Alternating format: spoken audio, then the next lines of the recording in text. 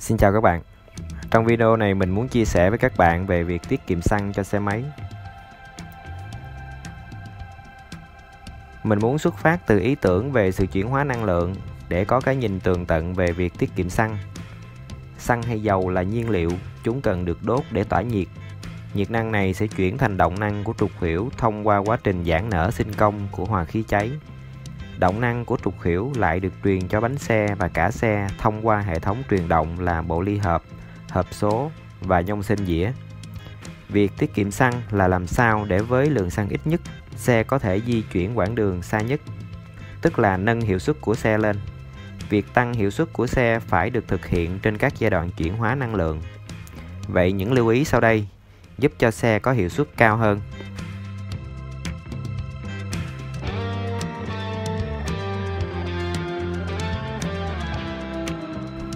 Thứ nhất, xăng phải được đốt cháy triệt để. Gió đi vào buồng đốt sau khi đã qua lọc gió và bộ chế hòa khí. Qua bộ chế hòa khí, gió sẽ đánh tơi và kéo xăng trộn lẫn vào thành hòa khí. Tỷ lệ hòa khí lý tưởng cho động cơ xăng là 14,7/1.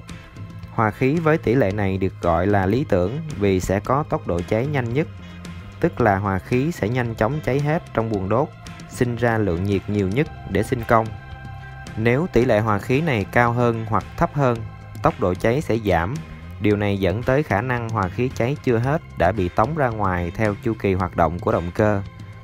Đây là một nguyên nhân làm giảm hiệu suất động cơ, gây hao xăng. Các nhà sản xuất đã lắp đặt lọc gió loại bình xăng con với kích thước họng gió, trái ga, Ziegler phù hợp với dung tích buồng đốt để có thể tạo được hòa khí có tỷ lệ tốt nhất.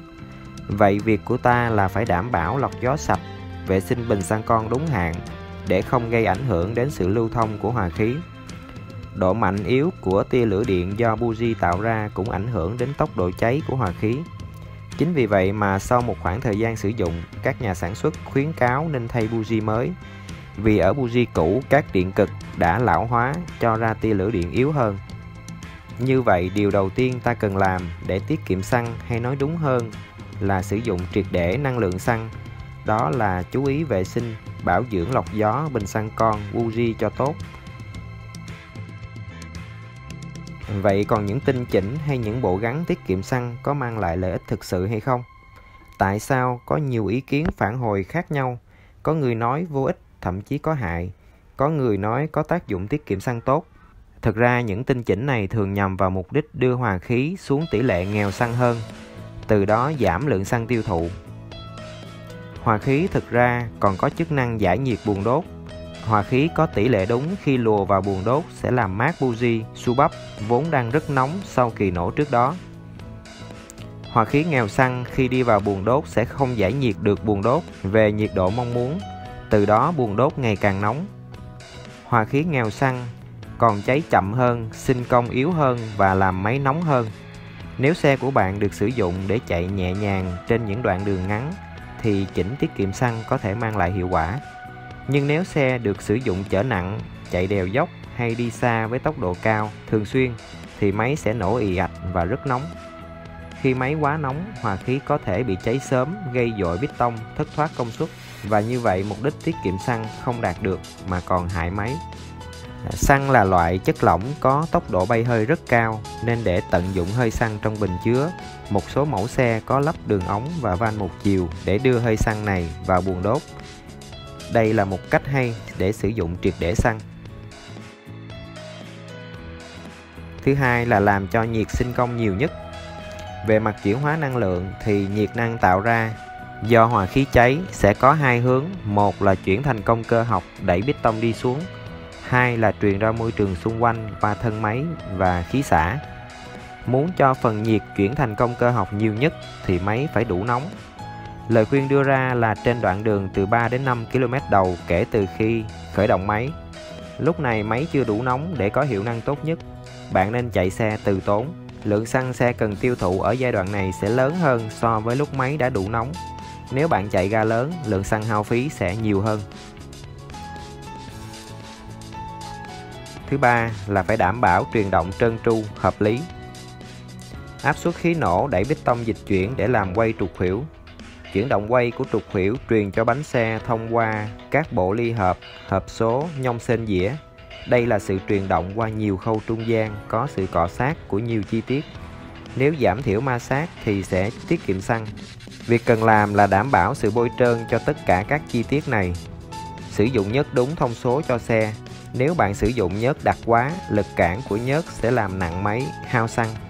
Nếu nhớt loãng quá, khi máy nóng sẽ mất tính bôi trơn, hại máy.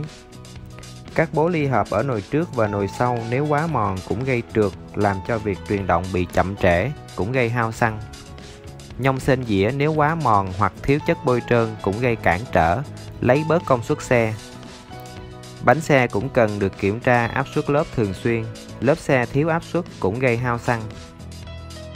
Việc bạn chuyển số phù hợp với tốc độ xe là yếu tố quan trọng giúp tiết kiệm xăng.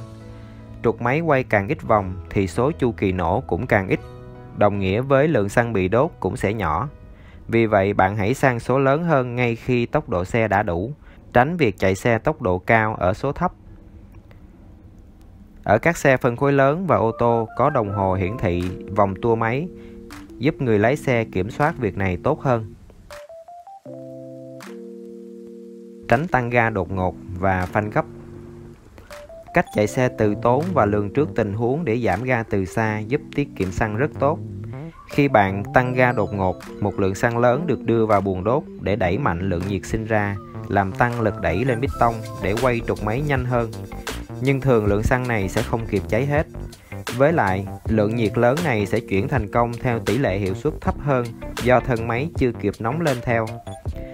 Vậy nên việc tăng ga đột ngột thường xuyên làm cho xe rất hao xăng. Ngược lại, xe đang chạy tốc độ cao, động năng lớn bị phanh đột ngột thì phần động năng này sẽ chuyển thành nhiệt ma sát của má phanh. Thay vì phanh gấp thường xuyên, nếu được, bạn hãy chủ động giảm ga từ xa để đỡ phần xăng trên đoạn đường phanh này. Chọn xe có dung tích xi lanh phù hợp với nhu cầu. Sẽ rất sai lầm nếu bạn nghĩ xe có dung tích xi lanh càng nhỏ sẽ càng ít hao xăng. Nếu bạn sử dụng xe nhỏ phân khối, để chở nặng, xe sẽ phải thường xuyên chạy ở vòng tua máy cao. Ở chế độ hoạt động như vậy, xe tiêu thụ xăng nhiều hơn so với xe có phân khối lớn hơn và chạy cùng tải. Vì vậy, nếu bạn chỉ đi một mình, đi đường bằng phẳng thường xuyên, việc dùng xe phân khối nhỏ sẽ tiết kiệm xăng. Nhưng nếu bạn hay chở hàng đi đường đèo dốc hoặc hay đi đường trường tốc độ cao, thì xe có phân khối lớn hơn mới là tiết kiệm xăng. Vừa rồi là những chia sẻ của mình về việc tiết kiệm xăng cho xe máy. Năng lượng không tự nhiên sinh ra, nên việc tiết kiệm xăng phải dựa trên căn bản sử dụng triệt để xăng không thất thoát cũng như hạn chế mất công suất do ma sát. Cảm ơn các bạn đã theo dõi. Thân ái chào tạm biệt.